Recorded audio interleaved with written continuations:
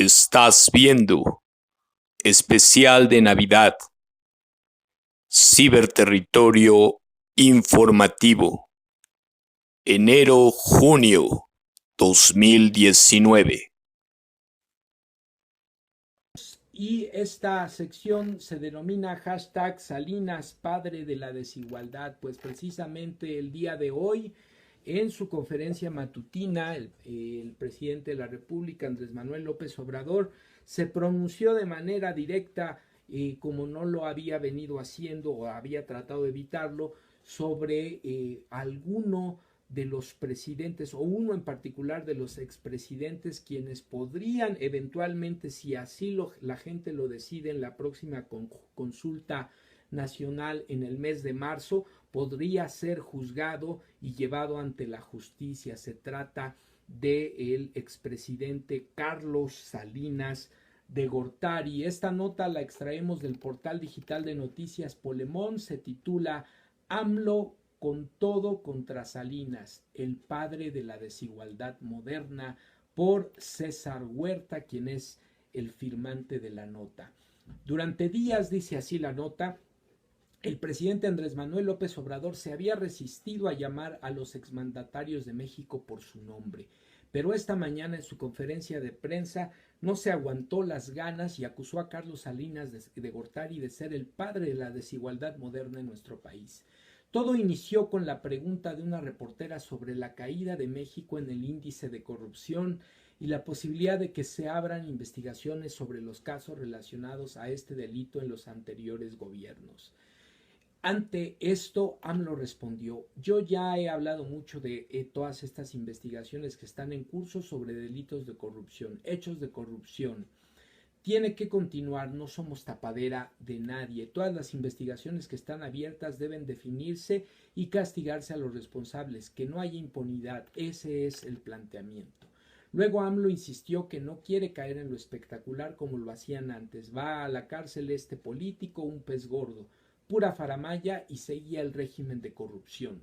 Son los chivos expiatorios, entonces ya basta con eso. Yo estoy haciendo una condena política al sistema, al régimen neoliberal, que fue un desastre para México porque no hubo ni siquiera crecimiento económico. Lo que hubo fue crecimiento de la pobreza. Tras estas palabras, López Obrador comenzó a hacer un diagnóstico sobre la situación actual del país, la cual dijo es producto de un régimen neoliberal que benefició a la élite económica y al gobierno, dos entes que destacaron por su corrupción, lo que no sucedió con el pueblo, pues según él, en este caso apunta la nota, es honesto. Poder económico, poder político, los dos poderes que se alimentan mutuamente son de lo más corrupto o eran de lo más corrupto, no el pueblo de México. Esto es fruto podrido de la política neoliberal, que fue una política de saqueo. AMLO así profundizó tanto su análisis sobre el país que no tuvo de otra más que nombrar al expresidente Carlos Salinas de Gortari como el padre de la desigualdad moderna, pues fue con él que las políticas del neoliberalismo se consolidaron mediante la privatización de un sinfín de empresas estratégicas que en ese entonces eran propiedad del Estado mexicano. Y bueno, después de lanzarse con todo contra el expresidente, López Obrador arremetió contra los que siguen defendiendo al anterior régimen neoliberal, y sí, hay quien lo sigue defendiendo, y señaló que si se quiere sancionar o enjuiciar a responsables por los actos de corrupción del pasado, su gobierno irá por los de arriba, quienes impulsaron el modelo, quienes estaban a la cabeza de los gobiernos. Imagínense, dice, el daño que causaron quienes solaparon este régimen de corrupción, de injusticias, de privilegios. Esta política antipopular, entreguista, a quienes hasta les pagaban por aplaudir. En noviembre del año pasado, 10 días antes de convertirse en presidente, López Obrador prometió que desde Carlos Salinas de Gortari hasta Enrique Peña Nieto podrían ser enjuiciados, ser encarcelados si los mexicanos así lo decidimos.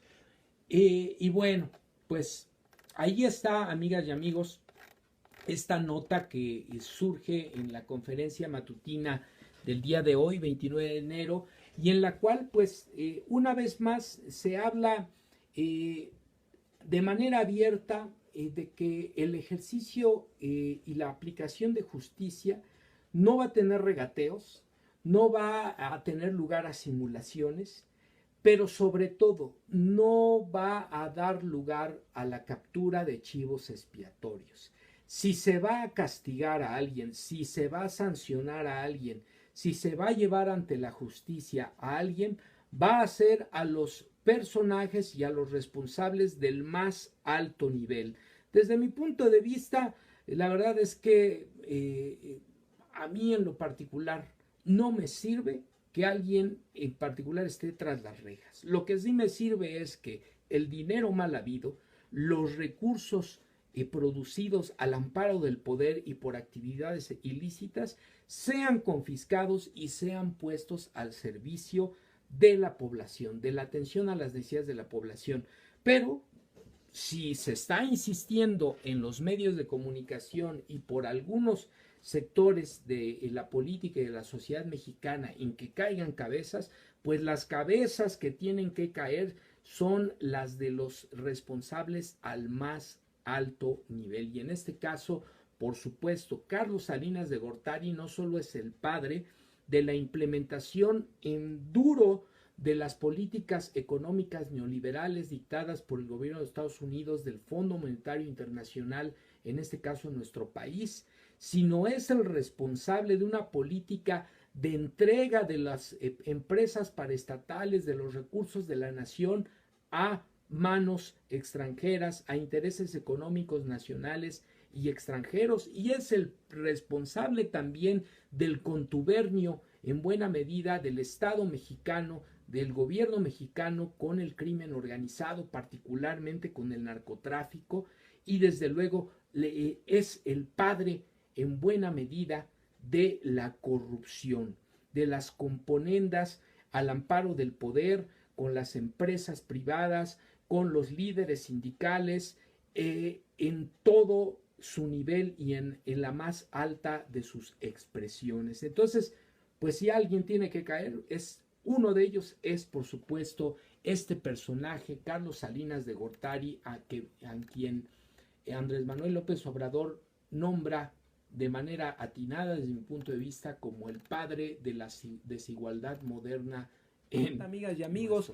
Y vamos ahora con una nota terrible, dolorosa, lamentable, que en un país como el nuestro, en pleno siglo XXI, estemos siendo testigos de una de las crisis humanitarias más terribles que puede aquejar una sociedad, el homicidio, pero el homicidio a un sector de la población altamente vulnerable, el feminicidio.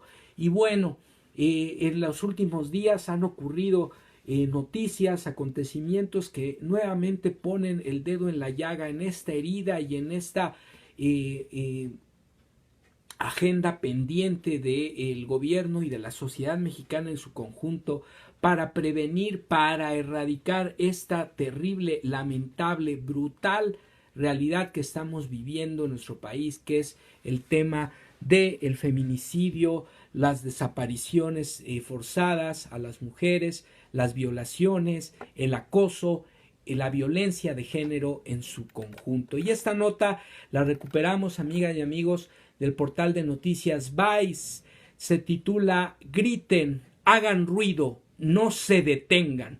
Voces y cifras de la violencia, en este caso en el metro, pero que no es el único lugar, simple y sencillamente es un botón de muestra. Esta nota está firmada por Enrique Alvarado, hoy 5 de febrero de 2019. Aunque hay denuncias formales de plagio de mujeres en el metro, los datos oficiales dan cuenta de investigaciones por secuestro, violaciones y asaltos en las cercanías de las estaciones.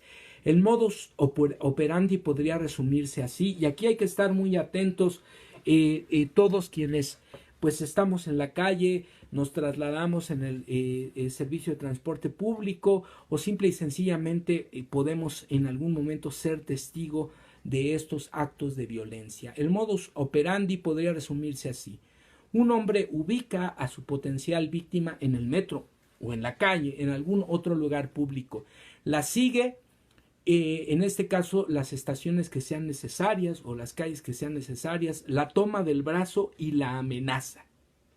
Si la mujer grita o se queja, el secuestrador finge que es un pleito de pareja. Al salir a la calle ya hay un coche esperando para llevársela, o caminando unas cuadras con ella ya hay alguien que los está esperando para subirla y llevársela a algún lugar desconocido, no sabemos cuál es su destino. Y bueno, aquí un elemento importante, tenemos que estar, una manera de combatir este tipo de situaciones es que la sociedad también participe de manera activa, no se normalice la violencia, no aceptemos incluso el normalizar la violencia en la vida de pareja, lo que está generando es que estos delincuentes utilicen esa normalización de la violencia para invisibilizar su acto y pasar desapercibidos, o que la misma sociedad tolere esos actos pensando que se trata de una pareja que está discutiendo, que está peleando, y que bueno, eso es normal y que así está aceptado por nuestra sociedad. Eso por un lado. Y por otro, el acto delictivo en sí, dirigido a un sector de la población altamente vulnerable, un sector de la población que está siendo sistemáticamente violentado, que por tener o por ser parte de un género, del género femenino, está siendo objeto de distintos tipos de violencia, desde los más sutiles, por decirlo de alguna manera, hasta los más brutales. Las denuncias ciudadanas sobre intentos de secuestro en las inmediaciones del metro de la Ciudad de México contra mujeres incendiaron las redes sociales en los días recientes, luego de varias publicaciones donde narraban cómo las intentaron secuestrar afuera de alguna estación. Las autoridades del metro respondieron que no contaban con ninguna denuncia formal en las 195 estaciones de la red del sistema de transporte colectivo. A ver, amigas, amigos, ustedes, si son usuarios asiduos del sistema de transporte colectivo del metro, han sido testigos de alguna de estas incidentes, de alguno de estos acontecimientos, han visto alguna pareja aparentemente estar discutiendo, han escuchado peticiones de ayuda, gritos, han visto a alguien que está siendo acosado, han sido en un momento también acosados, acosadas, sobre todo en el caso de las mujeres que estamos hablando. ¿Qué han vivido ustedes? ¿Cómo han enfrentado? ¿Cómo han asumido esta situación que lamentablemente es parte ya de nuestra cotidianidad? Les pregunto, a ver, quisiera yo ver algunas de sus aportaciones. La respuesta de las autoridades, donde aseguraban que apoyaba la seguridad a las usuarias con vagones exclusivos para mujeres en todo el metro, fue acusada de indolente e irresponsable por cientos de personas en Twitter y en Facebook, pues consideraron que restaban importancia a las agresiones denunciadas. Aquí yo, cuando he estado escuchando estas noticias, amigas y amigos, no puedo dejar de pensar en si estos acontecimientos que ya tienen tiempo, ahorita vamos a comentar eso a partir de la nota, son parte ya de una actividad coordinada, de una red de feminicidas, lo cual sería por supuesto terrible, de una red de secuestradores dedicados al levantamiento de mujeres para la explotación sexual, para el tráfico de órganos, o se trata incluso de una estrategia de terror orquestada desde los más mezquinos y terribles intereses. Es difícil precisar la naturaleza de estos acontecimientos.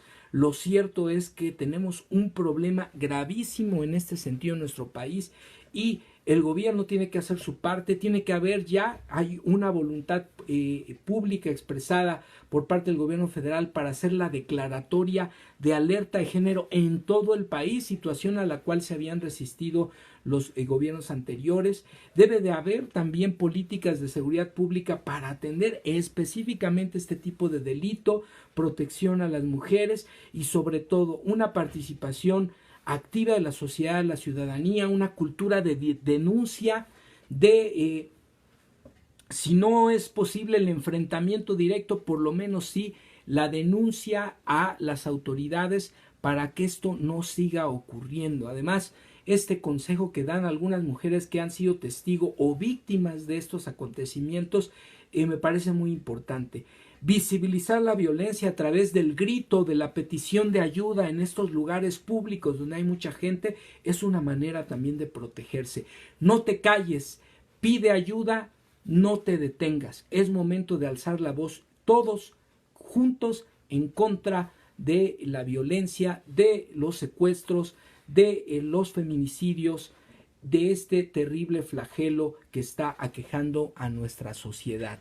Si callamos, si aceptamos, si normalizamos, somos parte del problema. Pues en ese sentido, amigas y amigos, el descontento social se hizo patente en las inmediaciones del centro de la capital. Recientemente, al menos 5,000 mujeres, como ustedes saben, confluyeron en el Zócalo con el puño en alto, gritando consignas como: señor, señora, no sea indiferente, se mata a las mujeres en la cara de la gente. Se vieron pancartas con mensajes como: no nací mujer para morir por serlo. Este es, desde luego, un tema sumamente sensible, pero también hay que decirlo, hasta el mediodía del miércoles 30, el mapa realizado por una usuaria, Zoe Lascari, ya registraba 17 denuncias por intento de secuestro en 2018, mientras que en 2019 iban ya 34 denuncias. La Procuraduría General de Justicia, consultada por Vice Capitalina, muestra que en los últimos 3 años no tienen registradas carpetas de investigación por el delito de secuestro dentro del metro. Sin embargo, de los 51 intentos de plagio que sí se denunciaron, al menos 10 casos ocurrieron a pocos metros de alguna estación. Desde 2017 ya había un incremento, hubo 34 denuncias por secuestro. En 2016, en 2017 se registraron 17. En 2016, por ejemplo, se abrieron carpetas de investigación por intentos de plagio en las inmediaciones del metro Etiopía, Zapata, San Pedro de los Pinos, San Antonio Abad, Santa Marta Catitla, en Observatorio y Valderas, Lindavista, en Tezonco, en Iztapalapa, en la alcaldía de Iztapalapa, ocurre con frecuencia el secuestro capitalino. En Álvaro Obregón, casos de secuestros denunciados. En Benito Juárez, Cuauhtémoc, Gustavo Amadero, con 4 denuncias cada una. Coyoacán, Milpalta, Tlalpan, también están igualadas con 2 casos cada una. Azcapotzalco, Coajimalpa, Iztacalco, Miguel Hidalgo, Tláhuac, Venustiano Carranza, Xochimilco contabilizaban un secuestro cada una, por supuesto, de lo que está denunciado, porque este es un tema que está lamentablemente mucho más extendido. En el caso de la Magdalena Contreras, al parecer pues no hay denuncias, pero los acontecimientos pueden estar indicando otra terrible situación. Sí se denuncian los robos, pero no se denuncia este tipo de delitos, secuestros, acoso. Las violaciones a las mujeres están a la alza en la capital. La violación es cometida por varones en el 96% de las ocasiones en la Ciudad de México, de acuerdo con el Consejo Ciudadano. En los últimos 3 años se han denunciado 1,643 casos de violación en 16 alcaldías. Las carpetas de investigación por violación se incrementaron en 23%. Ya en 2016 se cerró el año con 590 casos de violación. En 2017 323 denuncias, pero aumentaron a 729 denuncias en 2018, lo que significa un aumento de más del 125% de los 2 últimos años. En Gustavo Amadero hay 160 casos registrados, Coyoacán 145, Tlalpan y Álvaro Obregón 100 denuncias por violación, Xochimilco con 95, Miguel Hidalgo con 70, Benito Juárez con 65, Venustiano Carranza con 64, Tláhuac con 58, Iztacalco con 56, Azcapotzalco 42, Magdalena Contreras 33, Coajimalpa 25, Milpalta es la demarcación con menos denuncias, pero 20 casos en 3 años. En promedio, en la Ciudad de México se ha denunciado al menos una violación al día durante los últimos 3 años. Y aquí, amigas y amigos, por supuesto, insisto, el gobierno, las autoridades locales, federales, tienen que hacer su tarea y es un tema que no admite mayor prórroga. Pero por supuesto también nosotros como sociedad. ¿Qué está pasando en las familias? ¿Qué está pasando en las comunidades? ¿Qué está pasando en las escuelas? ¿En qué momento llegamos como sociedad a normalizar esta violencia tan brutal como el secuestro, el acoso, la violación, el tráfico sexual? Es decir, todo este tipo de situaciones de las cuales hoy tenemos índices, estadísticas que nos están reflejando lo brutal de una realidad como la nuestra. Es una tarea de todos. La sociedad mexicana tiene que participar de manera activa en su conjunto y condenar de manera categórica, de manera contundente, a través de discursos y acciones, de programas de educación, de sensibilización en las comunidades y en las instituciones educativas en todos los niveles para combatir este terrible flagelo social. Es una nota del portal de noticias digital BBC News Mundo que se titula ¿Quiénes son las 10 personas más ricas de América Latina según la revista Forbes? ¿Y qué pasó con la fortuna de Carlos Slim? Esta es una nota firmada por la redacción de BBC News Mundo hace 4 horas, el día de hoy, y dice así: por segunda vez en una década el número de multimillonarios en el mundo y el total de su fortuna disminuyó, demostrando que hasta los más poderosos no son inmunes a los vaivenes de los mercados bursátiles y las fuerzas económicas globales. Y aquí cabe vale la pena hacer una reflexión. Durante el periodo neoliberal a nivel mundial y particularmente en nuestro país, hubo un crecimiento exponencial de un grupo de élite o grupos de élites, tanto dentro de los países como a nivel internacional, que vieron crecer de manera exponencial sus fortunas. En el caso de nuestro país no es la excepción. Muchas de estas fortunas se acumularon durante el periodo neoliberal al amparo del poder público o con el beneplácito del poder público. Y por otro lado, en contraste, lo que observamos es un crecimiento brutal de la desigualdad, de la pobreza a nivel mundial y desde luego en nuestro país no es lamentablemente la excepción. Ya en otras emisiones comentamos este libro de el 99%, el libro La desigualdad, el 1% lo tiene todo y el 99% carece de lo elemental, escrito por el Premio Nobel de Economía Joseph Stiglitz. Y bueno, en el caso de nuestro país observamos precisamente esta situación de crecimiento exponencial de la pobreza, de generación de una profunda desigualdad que a la postre se traduce en problemas sociales tan fuertes como lo que estamos viviendo hoy día en cuanto al tema de la violencia, en cuanto al tema de la falta de oportunidades, del rezago económico, del rezago educativo, en suma del rezago social en su conjunto. Pues según el ranking Billonarios, personas con al menos $1,000 millones en sus haberes, publicado por la revista Forbes, existen 2.153 super ricos en el mundo, recordando que somos más de 7,000 millones de personas que habitamos este planeta, pues solo 2.153 personas concentran la mayor cantidad de riqueza generada con el esfuerzo de todos los trabajadores de este país y desde luego del mundo en su conjunto. 55 menos que el año pasado, hay que decirlo, hay una reducción, pero es una reducción mínima con respecto a este número que concentra la riqueza, la mayor riqueza del mundo en contraste con pues las grandes porciones de población a nivel mundial y en el caso de nuestro país que se encuentran en situación de pobreza, en pobreza extrema. Del total de super ricos, casi la mitad, es decir, un 46%, experimentó una caída relativa en su fortuna y en el club en su conjunto bajó su riqueza en aproximadamente 400.000 millones de dólares. En el caso del continente americano la situación es distinta.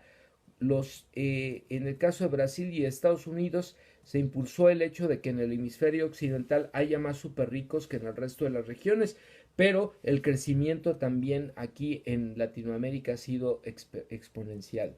Jeff Bezos, el fundador y director del ejecutivo de Amazon, la plataforma de comercialización digital a nivel internacional, sigue ostentando el título del hombre más rico del mundo, mientras que en América Latina Carlos Slim lidera una vez más la lista, pero también con algunas novedades. Y bueno, aquí vemos el ranking de los 10 latinoamericanos más ricos del mundo. En primer lugar, Carlos Slim, con una fortuna calculada en 64.000 millones de dólares.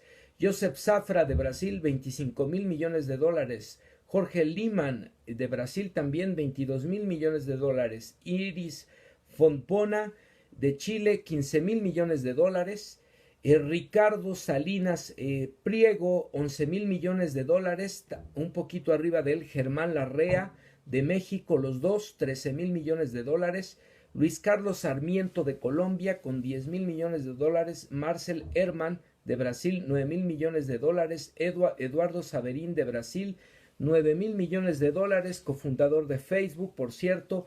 Y Carlos Sicupira de Brasil también 8.000 millones de dólares. Esta fuente es de la revista Forbes, actualizada a el año 2019, precisamente en este mes de marzo, en el que nos encontramos. ¿Qué quiere decir esto? Que de estos 10 súper ricos de América Latina, tres son de nuestro país.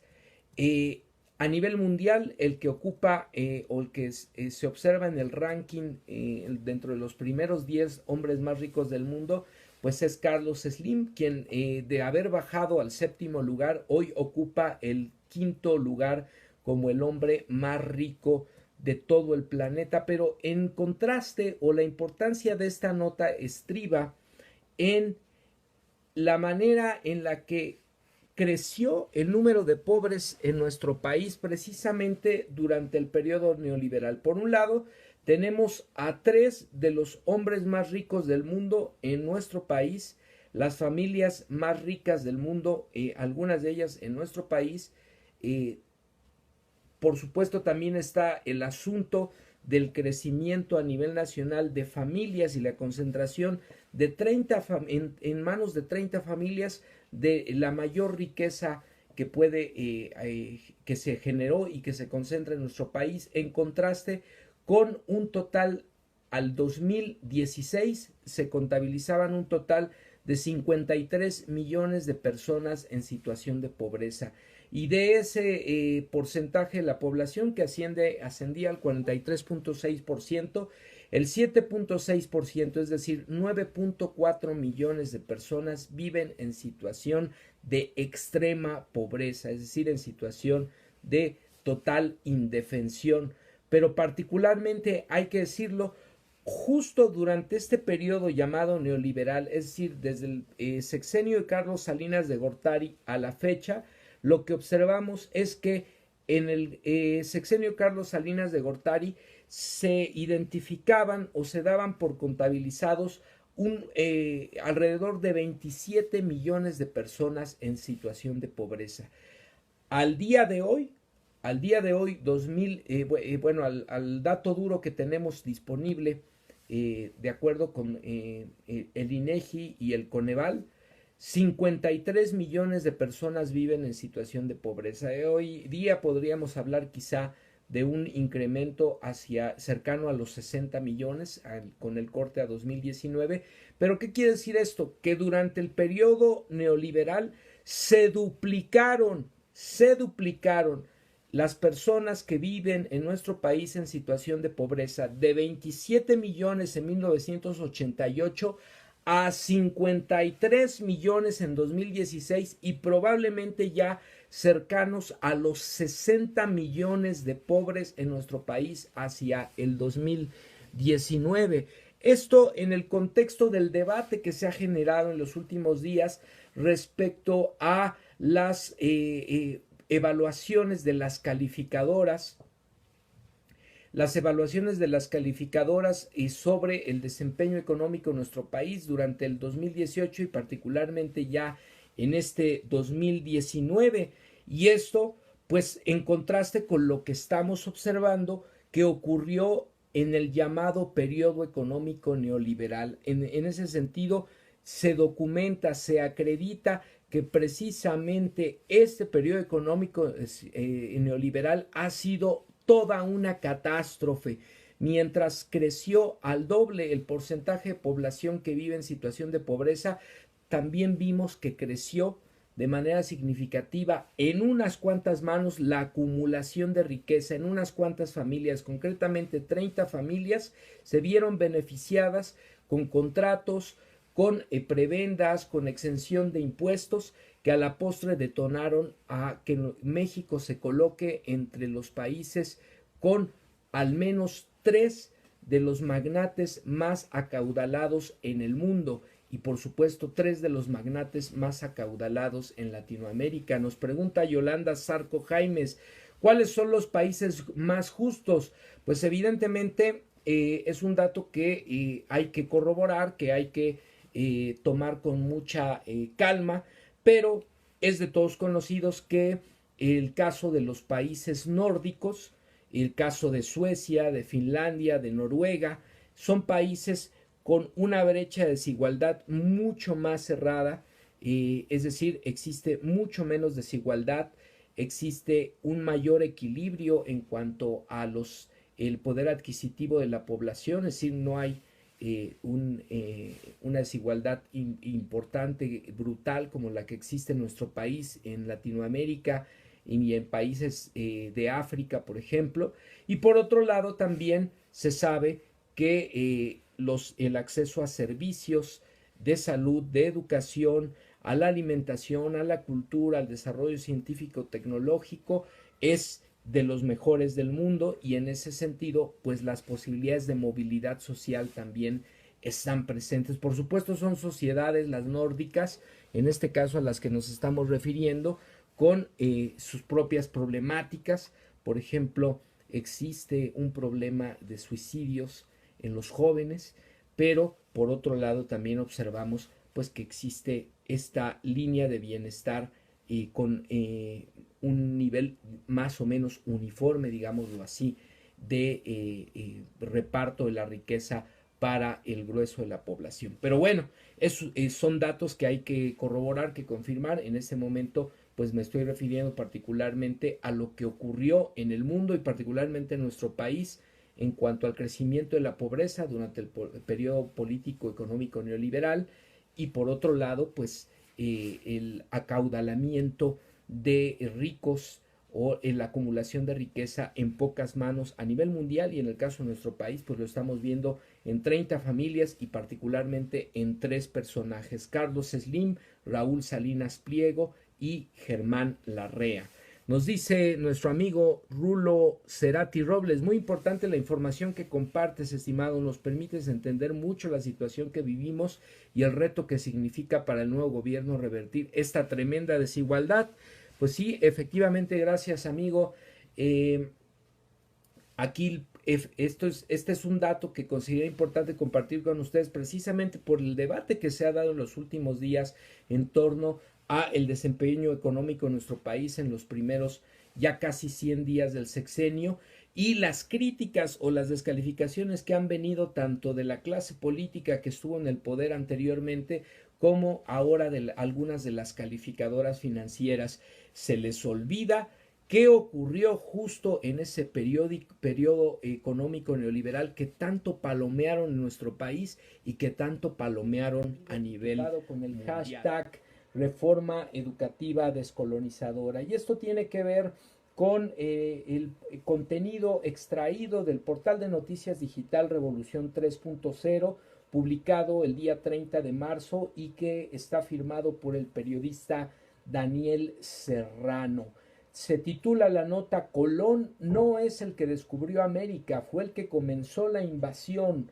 Reforma educativa es descolonización mental, afirma Enrique Dussel, historiador latinoamericano. Y aquí un primer aspecto, amigas y amigos, que hay que considerar es que recordemos en nuestra experiencia educativa, recordemos en nuestra historia escolar, ¿qué se nos ha dicho sobre la llegada de los españoles a América? ¿Qué se nos ha dicho respecto del 12 de octubre? ¿Qué se nos ha informado? ¿Cómo hemos estudiado el proceso colonizador, los 300 años que implicó para un país como el nuestro y para nuestras culturas originarias esta etapa de la historia? Ya habíamos hablado en otros momentos pues de las vejaciones, del saqueo, de los abusos, de las imposiciones ideológicas, doctrinarias, del robo a nuestros recursos naturales, particularmente el oro y la plata. ¿Y qué se nos ha dicho en la escuela? Se nos ha dicho que fue un encuentro entre culturas, se nos habla de un episodio histórico romántico que dista mucho de la realidad que vivieron nuestros pueblos originarios y que hoy día pues explica también la actitud de muchos de nuestros connacionales frente a los extranjeros, que explica también la actitud de gobiernos extranjeros que al ser increpados por esta deuda histórica reaccionan con clasismo, discriminación, soberbia, violencia verbal y actitudes de desprecio frente a un reclamo legítimo y que además no es otra cosa más que evocar la memoria histórica de los pueblos. Pero por otro lado también tiene una relación con lo que está pasando hoy en pleno siglo XXI, el periodo que podemos llamar neocolonial, en el cual podemos identificar que España, después de Estados Unidos, es uno de los países que más inversión tiene en nuestro país, pero que también ha sido beneficiado de manera, por decirlo menos, ilegal, impropia, ventajosa en cuanto a contratos jugosos, en cuanto a comisiones bancarias excesivas, en cuanto a contratos poco transparentes, por ejemplo, los obtenidos por Repsol en el marco de la reforma energética. Y ese es el mensaje, el encubierto geopolítico que está enviando también López Obrador cuando habla de esta disculpa y se dirige a la corona y al gobierno español. No olvidemos que poco después de la visita del presidente español aquí a nuestro país, hubo una reunión en Madrid encabezada por Carlos Salinas de Gortari, por Vicente Fox, por Enrique Peña Nieto, por Claudia Ruiz Massieu, sobrina de Salinas de Gortari, en un contexto pues poco claro, en un contexto en el cual pues se presume que hay una complicidad o por lo menos una protección del gobierno español hacia estos personajes derivado precisamente de los contratos ventajosos, de los negocios jugosos obtenidos por empresas españolas en nuestro país durante los últimos sexenios al amparo del poder público, particularmente el poder ejecutivo federal. Entonces, pues ahí está la nota y en este contexto es que Enrique Dussel nos habla de la importancia de una lectura histórica desde la educación distinta del proceso colonial para contribuir a lo que él denomina la descolonización mental como característica de la educación en el contexto de este nuevo gobierno que está llamando a una cuarta transformación de nuestro país. Dice así la nota: tras la controversia generada a raíz de la carta que envió el presidente Andrés Manuel a la corona española para que estos se disculparan por las atrocidades cometidas durante la invasión a América, han comenzado a surgir varios videos donde destacados historiadores y filósofos han calificado de pertinente dicha exigencia.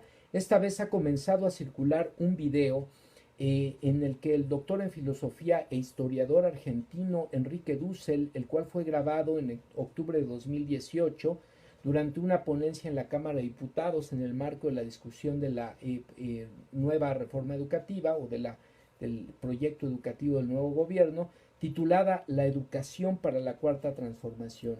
En dicha plática con legisladores de la Cámara Baja refirió que Colón en realidad no fue el descubridor de América, sino el que inició la invasión a una tierra entonces considerada extraña. El historiador también afirmó entonces que la reforma educativa es cambiar la concepción de estos hechos, pues no se tiene conciencia de la descolonización mental. Aquí en el portal se les coloca el video para quienes lo quieran ver de la plática que dio en la Cámara de Diputados el doctor, filósofo, historiador Enrique Dussel, de origen argentino, pero ya mexicano por adopción desde hace muchos años. Es maestro emérito de la UAM, fue rector de la Universidad Autónoma de la Ciudad de México y es un extraordinario académico reconocido por propios y extraños, entre otras cosas por enarbolar su postulado filosófico denominado de la filosofía de la liberación y pues una lectura sumamente crítica de la historia universal, ponderando la visión de los colectivos, de las culturas, de los actores históricamente marginados de la visión occidental, que recupera pues solo una perspectiva de la historia del mundo y sobre todo en el marco de estos procesos colonizadores en América Latina y en otras latitudes, pues es importante hacer una lectura crítica, que es a lo que nos invita Dussel, a reconocer a todas las culturas del mundo en un marco de horizontalidad para un diálogo entre culturas, recuperando esta memoria histórica que es tan importante y tan necesaria para la construcción de una identidad nacional, para la conformación de un diálogo que permita en un ámbito de democracia, de igualdad, de equidad, el diálogo entre culturas tan necesario y que además es posible considerando los niveles de interconectividad que hoy disfrutamos en una sociedad como la del siglo XXI, denominada por muchos de la información, del conocimiento o incluso, como dice Manuel Castells, de la sociedad red. No borrar los aspectos locales, no olvidar el devenir histórico de los pueblos y sí, a partir de este reconocimiento, llamar a un diálogo entre culturas. Eso es lo que implica lo que Dussel denomina la descolonización mental y lo plantea como un espíritu necesario de la educación en el siglo XXI para el mundo, pero particularmente en este contexto para la construcción del nuevo proyecto. Defender el territorio, este es un contenido publicado y recuperado del portal de Noticias Digital. Sin embargo, el día de ayer, 20 de mayo, y está firmado por el periodista Óscar de la Borbolla. La nota hace referencia precisamente a la importancia del espacio digital como un espacio más de la esfera pública, de la esfera de expresión social ciudadana de nuestro tiempo. Dice así la nota: la identidad de un pueblo se desvala muy fácilmente en un mundo globalizado, donde todo puede adquirirse, donde todo aparece en los abrevaderos de información de los medios, en las redes sociales y en general en Internet. ¿Qué es lo que integra una sociedad?, se pregunta. Lo que crea ese tejido, ¿dónde se le da convivencia? Hay muchas respuestas y seguramente todas ellas son complementarias. Están desde el olor del que habla el filósofo Peter Sloterdijk en su libro El mismo barco, hasta ese código de señas y modismos que nos permiten entendernos y obviamente en primerísimo lugar la historia, o sea, esas experiencias que nos fundan y la ideología y las costumbres y los hábitos alimenticios, el idioma y el acento con el que se pronuncia el idioma. Un amplísimo repertorio que se resume con la palabra identidad. Todo eso que se extraña cuando uno se siente extraño en el exilio o sin ponernos tremendistas en una larga estancia en el extranjero. Es una maraña de vivencias e ideas lo que nos da la noción de pertenencia. Es ese ver un grupo y aunque pueda no gustarnos, familia o paisanos. Saber que son los nuestros, la identidad que, asunto más complejo e inacible conceptualmente y sin embargo, nuestro cuerpo, que tiene su sabiduría, lo sabe muy bien cuando extrañamos el sabor de la comida y cuando nuestra intuición, que también tiene su sabiduría, nos hace sentir cómodos o incómodos ante la indistinción de una sonrisa. porque todos los seres humanos sonríen, pero el significado varía de persona en persona y sobre todo de pueblo en pueblo. Hay lugares donde uno saca la mano por la ventana y no sabe si hace calor o frío. La identidad de un pueblo se desvala muy fácilmente en un mundo globalizado, dice Borbolla, donde todo puede adquirirse y donde todo aparecen los abrevaderos de información de los medios, repite. Existen un montón de subsociedades en la sociedad, grupos que sin importar su localización en el mundo se integran por afinidades o por fobias, y entre los miembros de esos islotes de identidad se eligen héroes, cantantes, atuendos, y no es extraño que se viralicen estereotipos que hacen aparecer en la realidad zombies, por citar algún ejemplo. Pero en esos mundos virtuales no todo sucede por el libre arbitrio de los individuos, pues hay infinidad de bots que intervienen fomentando maneras de pensar y de sentir, corrientes de opinión o, en síntesis, visiones del mundo que por supuesto son antagónicas y auspiciadas por intereses que van más allá de quienes se interesan, se identifican o se dejan troquelear. Y esta es una de las importancias de reflexionar sobre no renunciar y apropiarnos de los espacios de los cuales hemos sido ya pioneros en su utilización, sobre todo de carácter social, como es el caso de las redes sociales. Hoy estamos viendo una vorágine de la derecha, de las élites político-financieras desplazadas por el gobierno actual y que fueron privilegiadas en momentos recientes de nuestra historia y que están tratando de apropiarse de esos espacios digitales para universalizar su opinión, su postura, su visión de la vida, de las cosas, imponerla al resto de la sociedad mexicana e incluso marginarnos a aquellos que pensamos diferente. Ha habido una serie de censuras a cuentas, por ejemplo, en Twitter, eliminando a simpatizantes del actual gobierno y polarizando o dando lugar a la polarización por aquellos quienes llaman incluso no solo al insulto, sino a la violencia física, a la intolerancia, a la discriminación. Recorro las redes, dice Borbolla, las redes sociales como turista, y me topo con comunidades que parecen tan autoconvencidas de la fe que profesan ahí adentro. Y luego con otras comunidades donde se profesa una fe tan distinta, tan contraria a la anterior, que me da la impresión de que estoy presenciando una guerra civil virtual. Pero guerra civil al fin y al cabo, pues los odios están, como todos los odios, ciegos y sordos para lo que no sea el cerrado credo grupal. Y efectivamente lo vemos cotidianamente en las agrupaciones en redes sociales, pero sobre todo un elemento importante es este que decimos, la polarización que empieza a ser cada vez más aguda, cada vez más hostil, más beligerante, más violenta por parte de aquellos quienes están inoculando el odio, inoculando la discriminación, la intolerancia, y también están patrocinando con cuentas artificiales, los llamados bots, esta dinámica de discriminación, de violencia en las redes sociales.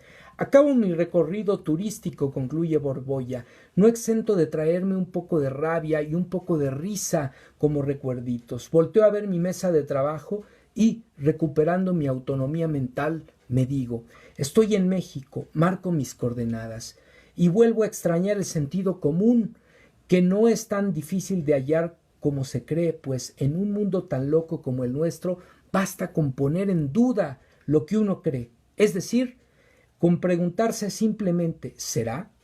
Vuelvo en mí y otra vez me entra un deseo frenético por contribuir al arte de dudar. ¿Cómo me gustaría que el rasgo más destacado de nuestra identidad como mexicanos fuera pensar? Y yo diría, fuera dudar, fuera cuestionarnos y cuestionar al otro y construir un diálogo en el marco de la tolerancia, en el marco de la inclusión, en el marco de la democracia, en el marco de las posibilidades de reconocer nuestro punto de vista y también reconocer el del otro. y de estar dispuesto a transformar nuestro punto de vista en la medida que los argumentos del otro sean tan seductores, tan sugerentes, que nos llamen a esa transformación, a ese cambio de nuestro punto de vista, o que hagamos lo propio, transformando el punto de vista del otro, pero a través del diálogo y el debate de las ideas, de los argumentos, de la información fundada y no de la cerrazón, de la intolerancia y de la violencia. Pues ahí lo tienen, amigas y amigos, esta reflexión respecto al debate social, tanto en el mundo digital como en el mundo externo, en el cual hoy la sociedad mexicana se encuentra inmersa, y la necesaria llamada a la reflexión para un diálogo en el marco del respeto, de la paz, de la tolerancia y de la como ya lo señalamos, amigas y amigos, tiene que ver con esta lectura distinta, con este modelo de economía del bienestar que pugna por el desarrollo, por el impulso a otros elementos importantes de pues las condiciones de vida de las personas en un país y a nivel desde luego mundial, y que no solo se relaciona con la cuestión de infraestructura, con los bienes materiales, sino también y por supuesto de manera muy importante con las circunstancias de vida de las personas. El Premio Nobel de Economía 2001, Joseph Stiglitz, este es un texto que escribió a finales del año pasado, pero que me parece muy importante y vigente para retomar con ustedes, en el periódico El País de España. Lo retomamos de ese portal de noticias y dice así: hace poco menos de 10 años, la Comisión Internacional sobre la Medición del Desempeño Económico y el Progreso Social publicó el informe Medir nuestras vidas, las limitaciones del Producto Interno Bruto como indicador de progreso. El título lo dice todo.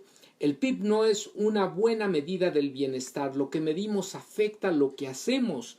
Y si medimos la cosa equivocada, haremos algo equivocado. Y esto aplica no solo para cuestiones económicas, lo podemos traducir o trasladar a otras dimensiones de nuestra vida y de nuestra práctica profesional. Por ejemplo, el caso educativo. Cuidado con lo que medimos, porque justo en lo que medimos puede estar el sesgo y puede estar la verdad problemática para superar las dificultades que enfrentamos. Bueno, lo que medimos afecta todo lo que hacemos, y si medimos la cosa equivocada, haremos cosas equivocadas también. Si solo nos concentramos en el bienestar material, por ejemplo, en la producción de bienes más que en la salud, la educación y el medio ambiente, nuestra visión se vuelve distorsionada. Como son distorsionadas estas medidas, nos volvemos más materialistas, dice Joseph Stiglitz. Fuimos gratamente sorprendidos por la recepción que tuvo nuestro informe, que alentó un movimiento internacional de académicos, miembros de la sociedad civil y gobiernos en pos de la creación y el empleo de métricas que reflejen una idea más amplia del bienestar. La OCDE elaboró el Índice para una Vida Mejor, formado por una variedad de métricas que reflejan mejor aquello que constituye y promueve el bienestar, y creó un grupo de expertos de alto nivel sobre la medición del desempeño económico y el progreso social, continuador de la comisión. En el sexto Foro Mundial de la OCDE sobre Estadística, Conocimiento y Política, celebrado en Incheon, Corea del Sur, el grupo emitió el informe Beyond, relacionado con más allá del PIB, medir lo que importa para el desempeño económico y social. El nuevo informe hace hincapié en varios aspectos, como la confianza y la inseguridad, que solo se trataron brevemente en medir nuestras vidas, y explora también en más profundidad otros aspectos como la desigualdad y la sustentabilidad.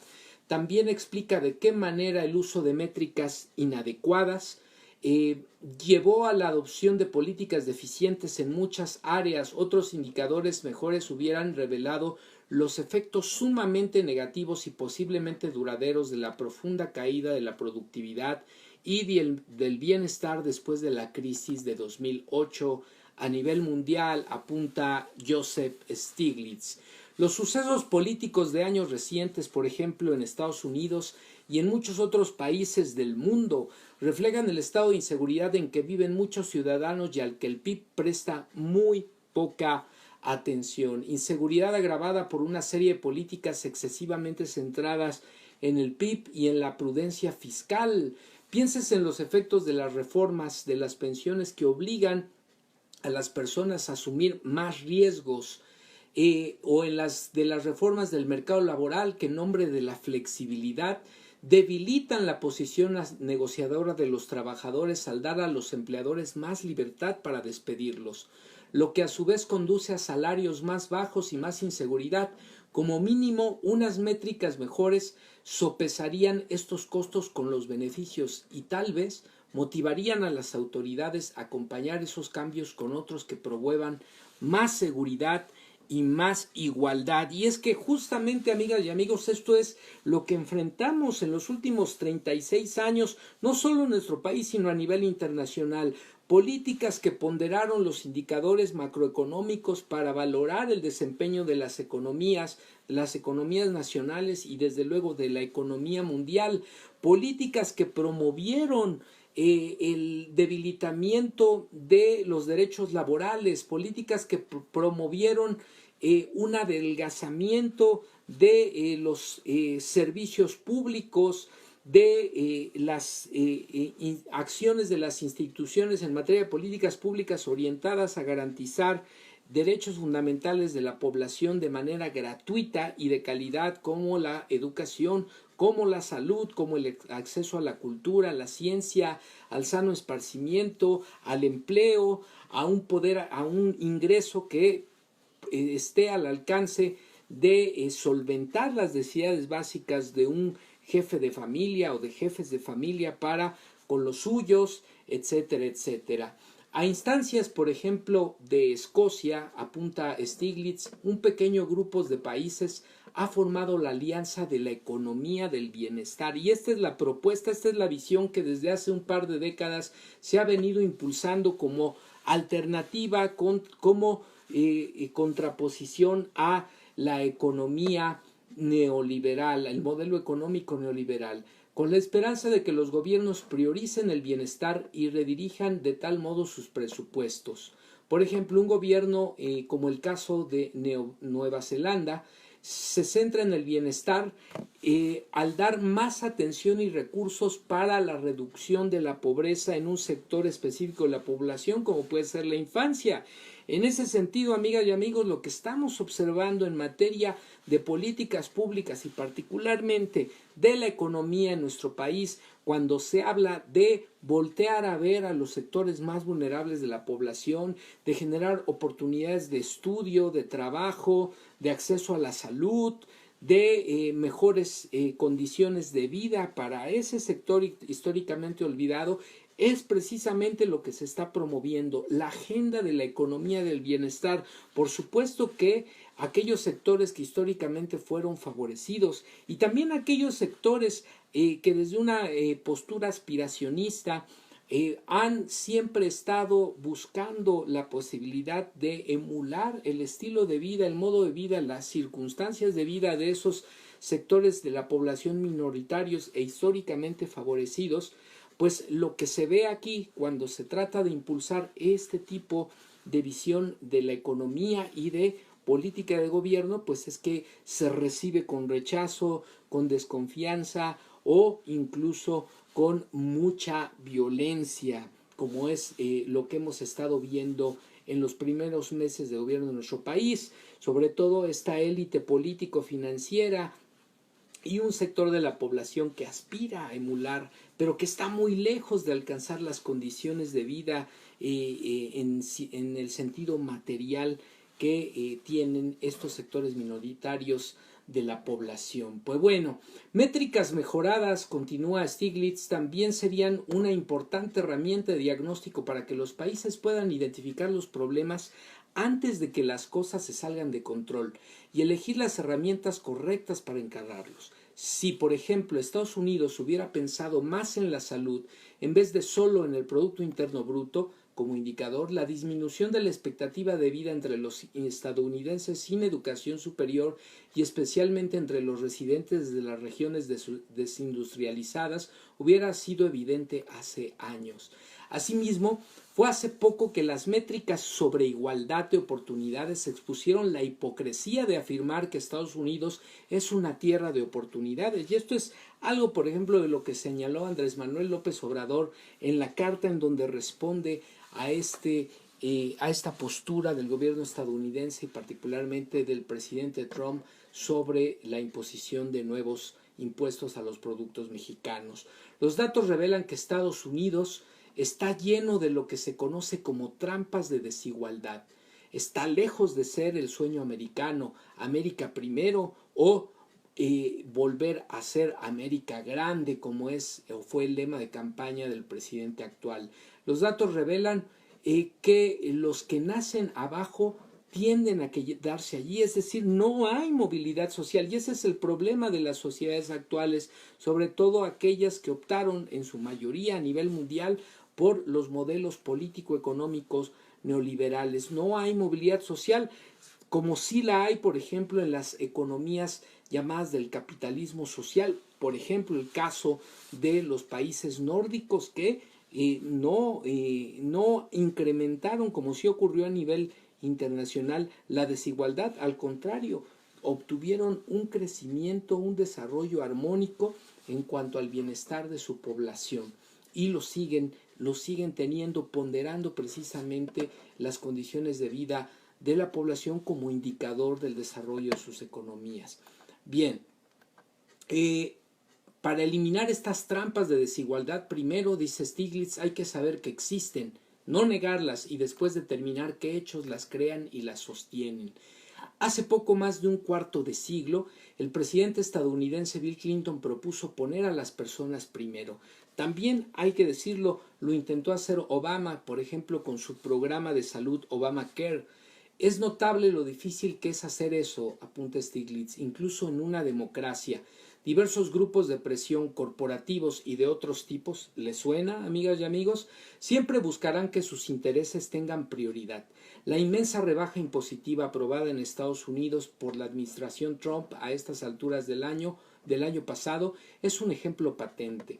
La gente de a pie, la menguante pero todavía vasta clase media, en el caso de Estados Unidos, tiene que soportar un aumento de impuestos y millones perderán el seguro de salud para financiar una rebaja de impuestos a los multimillonarios y a las corporaciones más poderosas de aquel país.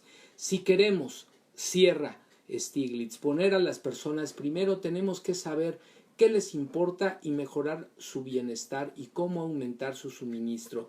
La agenda de medición más allá del PIB seguirá desempeñando un papel fundamental para ayudarnos a alcanzar estos objetivos cruciales. Pues ahí lo tienen, amigas y amigos, esta postura que está impulsando, se decíamos al inicio de la nota, desde hace varios años ya, para ponderar otro tipo de lecturas del desarrollo, del crecimiento económico de los países y de la economía a nivel mundial, en donde lo más importante sea el bienestar de la población, en donde lo más importante o lo que más nos ayude a identificar el progreso de una economía nacional o a nivel mundial sea la manera en la que viven las personas, su condición de salud, su condición de educación, su condición de bienestar, de acceso a vivienda, de acceso a trabajo, de posibilidades de desarrollarse, de ser felices,